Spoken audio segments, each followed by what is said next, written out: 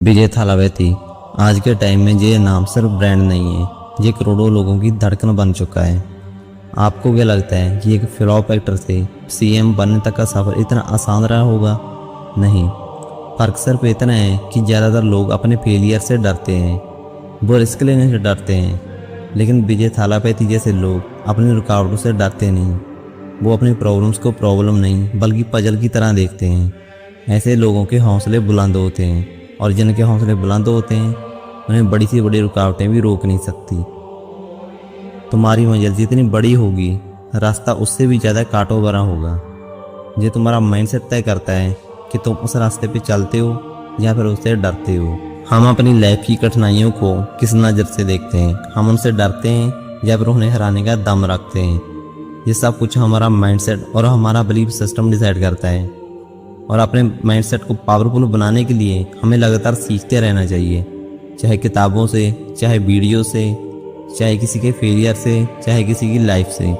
और आज इस वीडियो में हम विजय थालापति की स्ट्रगल से ऐसे 7 लेसन सीखेंगे जिनको अपनाकर हर आम इंसान की सोच बदल सकती है।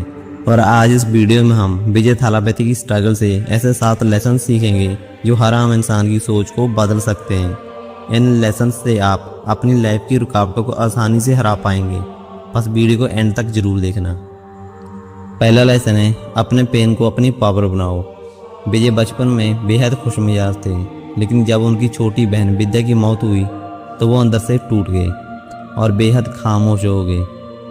वो अकेले रहने लगे, लेकिन उन्होंने अपने इस दुख को अपनी कमजोरी नहीं बनने दिया, बल्कि इस इमोशनल डेप्थ को अपनी एक्टिंग और स्क्रीन प्रेजेंस की सबसे बड़ी ताकत बनाया।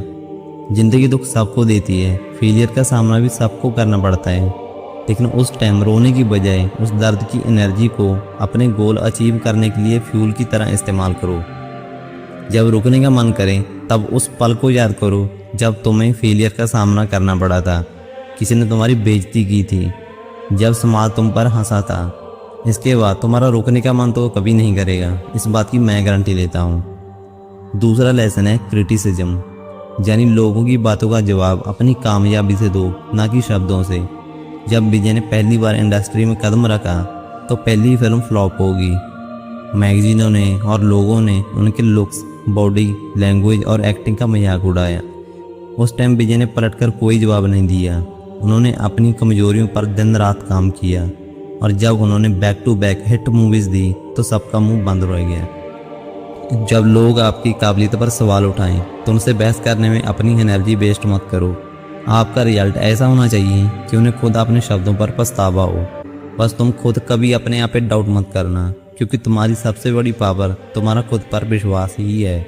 आगे चौथा लेसन है, क्वाइटनेस को अपनी स्ट्रेंथ बनाओ। इंडस्ट्री के लोग बताते हैं कि विजय सेट पर बेहद खामोश रहते थे, बिल्कुल काम और कंपोज्ड, लेकिन जैसे ही कैमरा ऑन होता उनकी एनर्जी देखने लायक होती। वो अपनी खामोशी का इस्तेमाल अपनी एनर्जी और फोकस के लिए करते थे। कम बोलना और ज़्यादा सुनना ये एक सुपर पावर है। फजूल की बातों और बेड़चाल से दूर रहकर अपने अंदर एक एनर्जी बिल्ड करो जो आपके काम में दिखाई देनी चाहिए। चौथा लेसन है कंसिस्टेंसी और पेशेंस। विजय को भी रातों रात स्टारडम नहीं मिला, बल्कि उन्होंने 1982 से लेकर 2004 तक हर तरह के उतार चढ़ाव देखे। बैक टू बैक फ्लॉप फिल्में देने की वजह से उनका करियर डूबता हुआ लगा, लेकिन इन सब के बावजूद विजय टिके रहे। उनकी कंसिस्टेंसी ने ही उन्हें आज उस जगह पहुंचाया है जहां पर वो आज हैं। किसी भी नई चीज़ को शुरू करते ही शॉर्टकट या इंस्टेंट रिजल्ट की उम्मीद मत करो। सक्सेस कोई रातों रात नहीं मिलती, उसके लिए रोज़ खुद को घिसना पड़ता है। हर रोज किया गया थोड़ा थोड़ा काम ही एक दिन बड़ा रिजल्ट क्रिएट करता है। पांचवा लेसन है, कंफर्ट जोन का ट्रैप छोड़ो।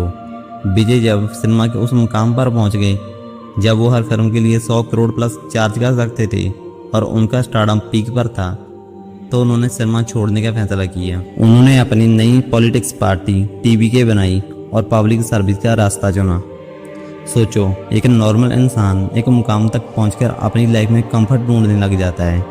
10 से 15 लाख की सेविंग, बच्चों की शादी और एक खुद का घर, बस इन तीनों ड्रीम्स को पूरा होते ही आम इंसान रिटायरमेंट ले लेता है। जब आप एक जगह कंफर्टेबल हो जाते हैं तो वहाँ आपकी ग्रोथ रुक जाती है।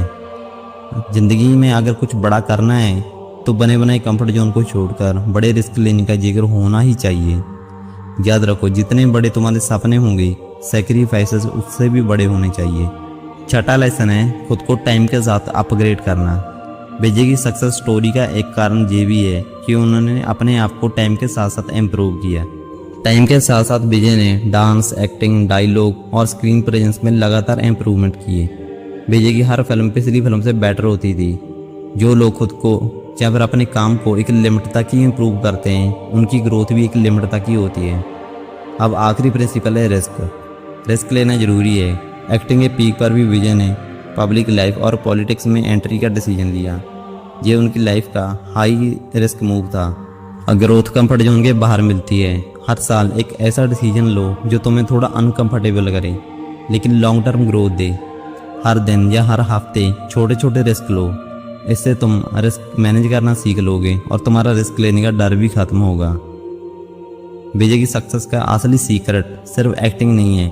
उनका फॉर्मूला था रिएक्शन को अपना फ्यूल बनाओ, कंसिस्टेंसी को अपनी हैबिट बनाओ और करेक्टर को अपनी पहचान बनाओ।